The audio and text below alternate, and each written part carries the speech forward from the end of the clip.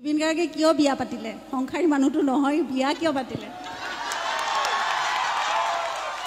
কালিও কৰবাত কৈ থকা শুনিছো যে হাবিলৈ যাম এমাহ থাকিম মোক বিয়াৰ আগতে মোৰ পৰা বিদায় লৈ থৈছে যে বিষ্ণু ৰাভাৰ নিচিনাকে মই কেতিয়াবা ৰাইজৰ মাজলৈ গুচি যাম তুমি তেতিয়া বেয়া নাপাবা তাৰ পিছতো কিয় বিয়া পাতিলে মই হেতুৱে প্ৰশ্ন আছে সদায় সুধো মই প্ৰায়ে সুধো কাজিয়া লাগিলে সুধো আজি ৰাইজৰ আগত সুধিছো কি উত্তৰ দিব কাজিয়া লাগিলে মানে যেতিয়া লাগিবলৈ সুবিধাও নাপাওঁ সুযোগ নাপাওঁ যেতিয়া মোৰ ওচৰত যেটো পৰিসংখ্যা আছে জুবিন গাৰ্গ আৰু গৰিমা শইকীয়াৰ মাজত সাক্ষাৎ নহয় কাজিয়া হয় যেতিয়া লগ পায় তেতিয়া কাজিয়া হয় বুলি কয় ৰাইজে এটা প্ৰশ্নটো উত্তৰ দিব লাগে কাজিয়া সদায় নহয় কেতিয়াবা হয় বাৰু নাই আৰু কেতিয়াবাহে হয় কাজিয়া লাগিবলৈ মোৰ সুযোগেই নাই মানে অৱশ্যে হয় এটা কথা যে মই ডমেষ্টিক নহয় মই সদায় কওঁ যে তাৰমানে ঘৰচীয়া নহয় মই ডমেষ্টিক এনিমেল নহয় মই হাবিৰ মানুহে হয় আচলতে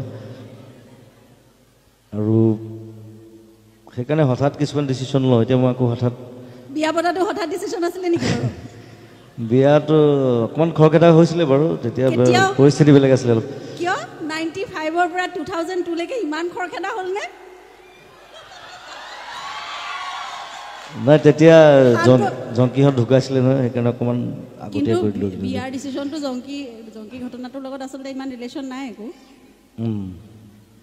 তথাপি বিয়া এতিয়া ভাল পালে যেতিয়া বিয়া পাতিবই লাগিব পাতো বাধ্যত পৰি আৰু মানে কি সৰুৰ পৰা প্ৰেমেই কৰি থাকিলতো গতিকে ভাবিলোঁ ইয়াতে ষ্টপ কৰি দিয়া ভাল আৰু নহ'লে প্ৰেম হৈ থাকিব ঠিক নাই ক'ত গৈ পামগৈ ঠিক নাই ষ্টপ কৰি দিয়া ভাল কিয় তাতে ষ্টপ আৰু এই কিয়টো লাগে এতিয়া তাতেই কিয় ষ্টপ মানে আজি অনুষ্ঠানৰ আৰম্ভণিতে যিটো প্ৰশ্ন সোধা হৈছিল যে জুবিন গাৰ্গে ভয় কৰা প্ৰশ্নটো কি সেই প্ৰশ্নটো ফাইনেলি সোধা হ'ল কিয় বুলি কথা নাই আচলতে কোনো মই আগতে কওঁ যে লাইফ ইজ আনপ্ৰেডিক্টেবল কেতিয়া কোনো কি হয় কোনো ঠিক নাই গতিকে কেতিয়া জন্ম হ'লোঁ কেতিয়া বিয়া হ'ল কেতিয়া মৰিম তাৰ কোনো ঠিক নাই I take my life like that খালি কথাটো হ'ল গৈ থকাটো ডাঙৰ কথা জনি ৱাকাৰ হুইস্কি নহয় কিন্তু জুবিন ৱাকাৰ লেটছ ৱাক যি নহওক জুবিন ৱাকাৰে পত্নীৰ মাজত এতিয়া কি পাইছে নে নাপাইছে একো মানে প্ৰশ্ন সুধিবলগীয়া আছে তোমাক এটা প্ৰশ্ন সুধিবলৈ দিছিলে তুমি 10টা সুধি আছে এইটো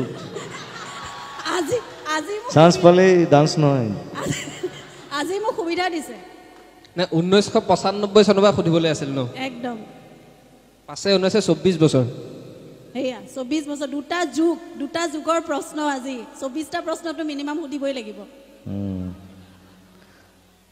কিমান প্ৰশ্ন মোদীও দিব নোৱাৰিব জবাব কিমান প্ৰশ্ন সুধিলে মোদীও জবাব দিব নোৱাৰিব ফালৰি কাটিলে নহ'ব পত্নীৰ পৰা কি পাইছে নে নাই পোৱা প্ৰথম কথা হ'ল যে মোদীয়ে কেতিয়া উত্তৰ নিদিয়ে মোদীক দেখিছা নাই মোদী প্ৰশ্ন সুধিবলৈ চান্সে নিদিয়ে কাকো নিজে বকি থাকে মোদী তেওঁতো উত্তৰ নিদিয়ে এনেকুৱা লেকচাৰ দিয়ে যে মানুহে সুধিবলৈ একো চান্সে নাপায় চব তেনেকুৱা হ'ব লাগে আচলতে হয় না মানে উত্তৰ দিব নালাগে উত্তৰ বেছি দিলে বেয়া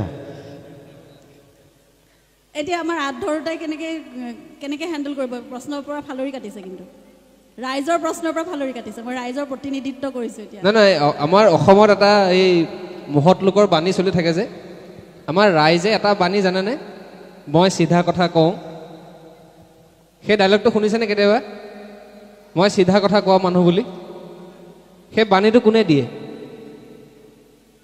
মই চিধা কথা কোৱা মানুহ সেই বাণীটো কাৰ জুবিন দেৱৰ বাণী এইটো জুবিন দেৱ এতিয়া জুবিন দেৱে চিধা কথাটো ক'ব লাগে চিধা কথা ক'লোৱে দেখোন মই পৰিপূৰক কেতিয়া কি হয় কোনো ঠিক নাই পৰিপূৰক প্ৰশ্ন এটা আছে জুবিন গাৰ্গে প্ৰশ্নলৈ ইমান ভয় কৰে কিয় পত্নীক প্ৰশ্ন সুধিব নালাগে বুলি প্ৰথম দিনাই কৈ থোৱা মানুহজনক জুবিন গাৰ্গে কাকো ভয় নকৰো বুলি কোৱা কথাটো পৰিপন্থী হৈছে প্ৰশ্নলৈ ভয় কৰে কিয় প্ৰশ্নলৈ ভয় নকৰে মই উত্তৰ দিবলৈ বেয়া পাওঁ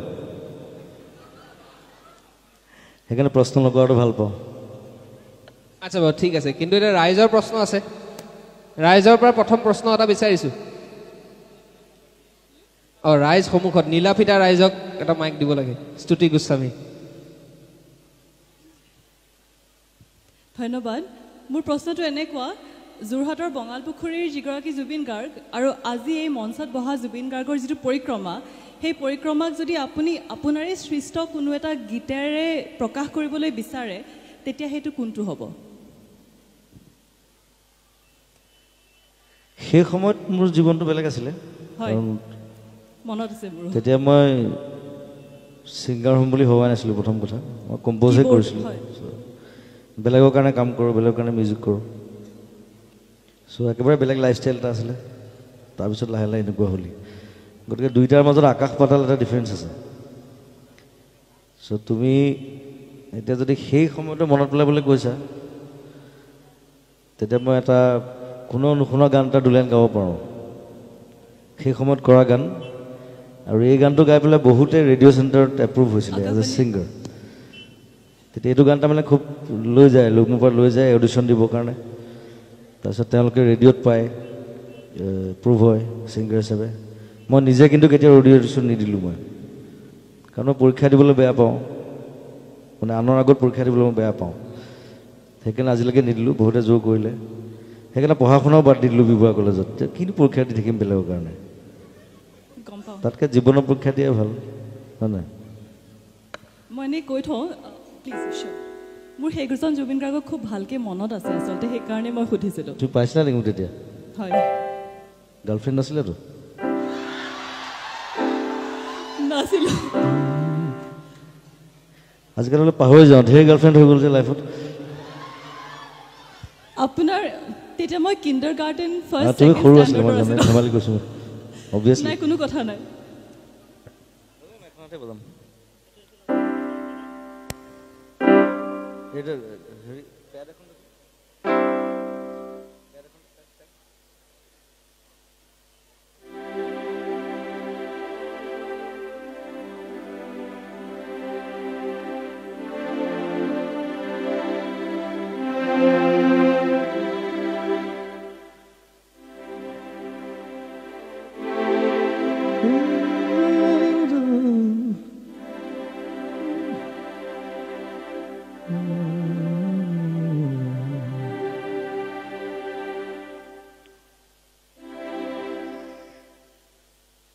গান গাবলৈ বৰ এটা মন নাই বাৰু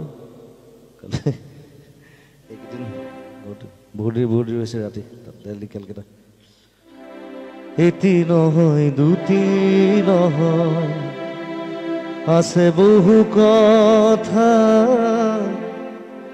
গোপন হিয়াৰ মনৰ কোণত বেদনাৰে কথা এটি নহয় দুটি নহয় আছে বহু কথা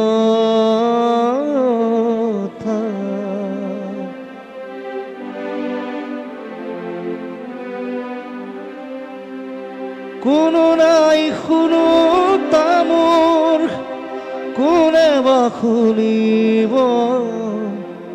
কোনোতো নাই জানো তামোৰ কোনে বা জানিব উৰে মোৰ মনে বিচাৰি মৰমৰ আশাৰতা উৰে মোৰ মনে বিচাৰি মৰমৰ আশাৰতা আছে বহু কথা এটি নহয় দুটি নহয় আছে বহু কথা গোপন হিয়াৰ মনৰ কোণ বেদনাৰে কথা এটি নহয় দুটি নহয় আছে বহু কথা বহুত পুৰণি গান আজিলৈকে ৰিলিজ কৰা নাই মই গান এতিয়া কিতাপ নথকা জাতিক গামোচাই বচাব নোৱাৰে সেইটো জুবিন গাৰ্গে কোৱা কথা আৰু কালি পৰহি মই নিজে গ্ৰন্থমেলালৈ আহি পেলাই দেখিছিলোঁ যে কিতাপৰ দোকানৰ সন্মুখত যিমান ল'ৰা ছোৱালী থাকে যিটো ভিৰ হয় তাতকৈ আজি জুবিন গাৰ্গক চাবলৈ বেছি মানুহ আহিছে জুবিন গাৰ্গৰ ফালৰ পৰা এটা আহ্বান বিচাৰোঁ যে জুবিন গাৰ্গক চাবলৈ যিখিনি মানুহ আহিছে প্ৰত্যেকেই অন্ততঃ এখন কিতাপ কিনি ঘৰলৈ উভতি যাওক সেইটো নিশ্চয় সেইটো সঁচা কথা আৰু ধুনীয়া ধুনীয়া কিতাপ ওলাইছে পুৰণা ৰাইটাৰ নতুন ৰাইটাৰটো আজিকালি বহুত ধুনীয়া ধুনীয়া ৰাইটাৰ ওলাইছে, ধুনীয়া ধুনীয়া নভেল লিখিছে, কবিতা লিখি আছে। গতিকে যদি কিতাপ নিকিনেই চ' তেওঁলোকে লিখিলে কাৰ কাৰণে? কথাটো সেইটো কেনেকুৱা হৈ যাব কথাটো। অকল ইণ্টাৰনেটেই নহয়, ইণ্টাৰনেটটো অকল মাধ্যম নহয়, কিতাপটো এটা বেলেগ ধৰণৰ মাধ্যম, এটা মানসিক খাদ্য, মানসিক বিকাশৰ এটা মাধ্যম কিতাপ। আৰু মই মোৰ দেউতাকে দেখিছোঁ সৰুৰে পৰা অকল কিতাপেই পঢ়ি থাকে, মানে এতিয়াও এনি টাইম কিতাপেই পঢ়ি থাকে। মোৰ দেউতাই 5টামান ভাষাত পঢ়ে, আৰু সেই সূত্ৰে মই চাগে ভাষা শিকিবলৈ পালোঁ। ঘৰত বিভিন্ন ভাষাৰ কিতাপৰ লাইব্ৰেৰী মস্ত দেউতাৰ। ইংলিছ পাইছোঁ, হিন্দী পাইছোঁ, ইভেন দেউতাই উৰ্দু শিকিছিলে মাজতে, উৰ্দু কিতাপ পাইছোঁ, সংস্কৃত, বেংগলী, অসমীয়া। আৰু সেই সূত্ৰে মই ঢেৰ কিতাপ পঢ়িবলৈ পালোঁ। আৰু বহুত সৰুতে আচলতে ক্লাছ 2, ক্লাছ 3ৰ পৰা মই সেই অভ্যাসটো যেতিয়া আৰম্ভ কৰি দিলে দেউতাই, কেতিয়াবা আকৌ নপঢ়িবলগীয়া কিতাপো পঢ়িছোঁ, কিছুমান বস্তু বুজি নাপাওঁ। এবাৰ ক্লাছ 3 থাকোঁতে মই দেউতাক সুধিছোঁ, দেউতা বেশ্যা মানে কি? দেউতাই মোক সুধিছে, তই কি কিতাপ পঢ়ি আছ? দেখে মই পঢ়ি থাকোঁ কিতাপ। মই তেতিয়া বেংগলৰ এজন খুব ফেমাছ ৰাইটাৰ আছে শংকৰ বুলি, ইজ ভেৰি ফেমাছ, এতিয়া নাই চাগে, ঢুকাল চাগে। তেওঁৰ এখন মস্ত নভেল এখন পঢ়ি আছোঁ, আৰু তেতিয়া বেংগলী খুব ভালকৈ জানো। চ' দেউতাক ক'লে এইখনতো পঢ়িব বয়স হোৱা নাই আচলতে, ক্লাছ 3ত। তথাপি দেউতাই বুজাই দিলে যে বেশ্যা মানে বেয়া ছোৱালী, লোক বুজি গ'লোঁ।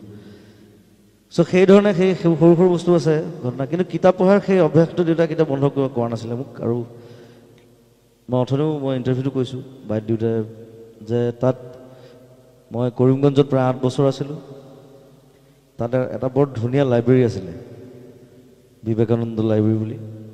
এইটো ৰামকৃষ্ণ পৰমহংসৰ অনুষ্ঠানৰ লাইব্ৰেৰী। তাত দেধাৰ কিতাপ আৰু ভৰ্তি, ধুনীয়া ধুনীয়া কিতাপ। চ' তাত এডমিশ্যন দি দিছিলে। চ' ছানডে যেতিয়া টাইম পাওঁ তাত যাওঁ, 3-4খন কিতাপ লৈ আহোঁ। আৰু আমাৰ এটা খুব ধুনীয়া গ্ৰুপ আছিলে। আমি ফাৰ্ষ্ট বেঞ্চৰ যিকেইটা আছিলোঁ, 5টা ল'ৰা, গোটেইকেইটাই মানে কিতাপৰ পাগল। এটাতো এতিয়া স্ক্ৰিপ্ট ৰাইটাৰ হয়, এতিয়া বেংগলত আছে, সি চিনেমা স্ক্ৰিপ্ট লিখে, সৌমিত্ৰ বুলি। এটা আছে আমেৰিকাত, তাপস সাহা বুলি।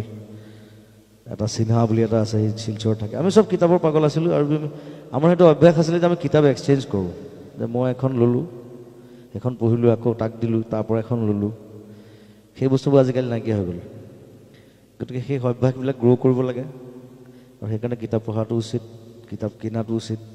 আৰু নিজৰ ঘৰত যেতিয়া ধুনীয়া লাইব্ৰেৰী এটা থাকে, নিজৰ চাই ভাল লাগে। সেইটো যিমান বয়স হৈ গৈ থাকে সিমানে বেছি ভাল লাগি গৈ থাকে, যেতিয়া কিতাপৰ পৰিমাণ বাঢ়ি যায় আৰু কিতাপবোৰ যেতিয়া ধুনীয়াকৈ ৰখা হয়। খালি মেইনটেইন কৰিব লাগিব, কিতাপত পোক লাগে, বেয়া হয়, কিবা কিবি হয়। মোৰ বহুত কিতাপ বেয়া হৈ গ'ল মাজতে। এনিৱে সেই অভ্যাসটো ৰাখিব সকলোকে অনুৰোধ জনাইছোঁ, আহ্বান জনাইছোঁ নতুন প্ৰজন্মক। কিতাপ পঢ়াৰ অভ্যাসটো কৰক। অসমীয়া কিতাপ হওক, বেংগলী হওক, হিন্দী হওক, ইংলিছ হওক। আৰু বিভিন্ন দেশৰ ইমান ধুনীয়া ধুনীয়া ৰাইটাৰ আছে, ইমান বিদগ্ধ পণ্ডিত, ডাঙৰ ডাঙৰ ৰাইটাৰবিলাক আছে। সেইবিলাক পঢ়িব লাগে আচলতে, সেইবিলাকো পঢ়িব লাগে, তেতিয়া বহুত কথা শিকিব পাৰি। এতিয়া মই ক্লাছ 5, 6, 7তে মই এইবিলাক ভিক্টৰ হিউগো, মোপাছা, আৰ.এল. ষ্টিভেনছন এইবিলাক চব পঢ়িলোঁ। তেতিয়াই পঢ়িবলৈ মই সুবিধা পাইছিলোঁ দেই, সুবিধাটো পাব লাগিব। চ' মই ফৰ্চুনেট বুলি ভাবোঁ। চ' সেই অভ্যাসবিলাক কৰক, সকলোৱে আৰু আগবাঢ়ি যাব, আৰু বিকাশ হ'ব। Thank you. আমি আৰু কথা পাতি থাকিম। মোৰ কেইটামান সুধিবলগীয়া প্ৰশ্ন আছে, তাৰ আগত আমি ৰাইজৰ পৰা কেইটামান প্ৰশ্ন লৈ লওঁ। আৰু ৰাইজৰ ওচৰলৈ যাই মানে এইখিনি মুহূৰ্তত আমি জনাবলৈ ভাল পাইছোঁ যে আকাশবাণী গুৱাহাটীৰ যোগেদিও বিবিধ ভাৰতীত বৰ্তমান এই অনুষ্ঠানটিৰ লাইভ টেলিকাষ্ট হৈ আছে। আৰু যিসকল ইয়াত নাই, আপোনালোকৰ যদি ঘৰত কোনোবা ব্ৰডকাষ্ট, সেইটো হয়, আজিকালি চব টিভিতে থাকে নহয়, সেইকাৰণে টেলিকাষ্ট হৈ গৈছে, সেইকাৰণে টেলিকাষ্ট ওলাই গৈছে। সেই ধৰণৰ প্ৰশ্ন সুধিবলগীয়া আছে। এইটো ইন্দ্ৰই কৰি আছে নি বাৰু? এই তেওঁক দেখি পেলাই মনত পৰিল, তেওঁ মানে ক'বলৈ গৈছিলে। ইন্দ্ৰ বহুত পুৰণা পাপী এটা, এই আকাশবাণীত কৰে, ভাল কাম কৰে। Thank U.